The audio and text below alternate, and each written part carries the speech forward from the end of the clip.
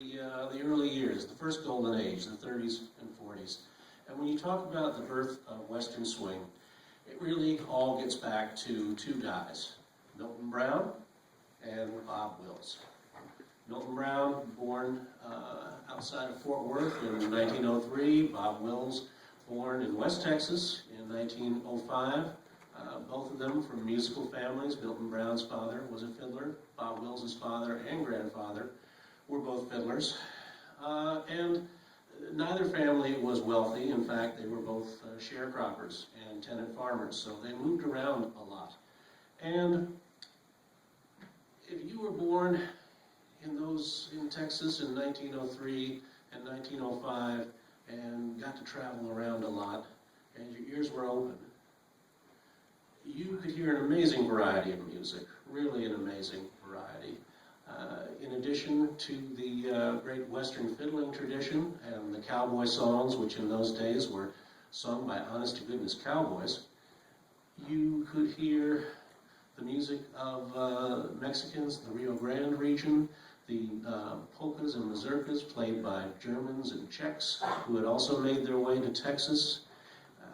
In the 1920s, if you were hip, and Bob Wills and Milton Brown definitely were, you'd be tuning in to Bing Crosby, to the great jazz coming out of New Orleans and Chicago, Louis Armstrong, King Oliver, Biggs Beiderbecke, great African-American music, sacred and secular. And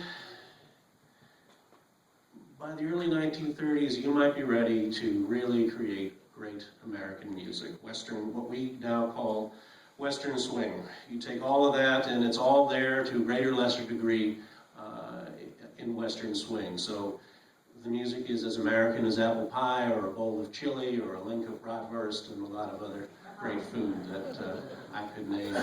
Going to have a look at our first film clip, which is not from Texas. It's from New Mexico, and let it speak for itself.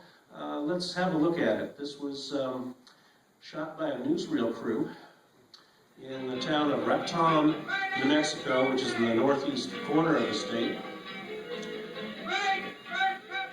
And this is a documentary glimpse of the kind of event that Milton Brown and Bob Wills would have gone to as children and young men, the kind of things that their fathers fiddled at.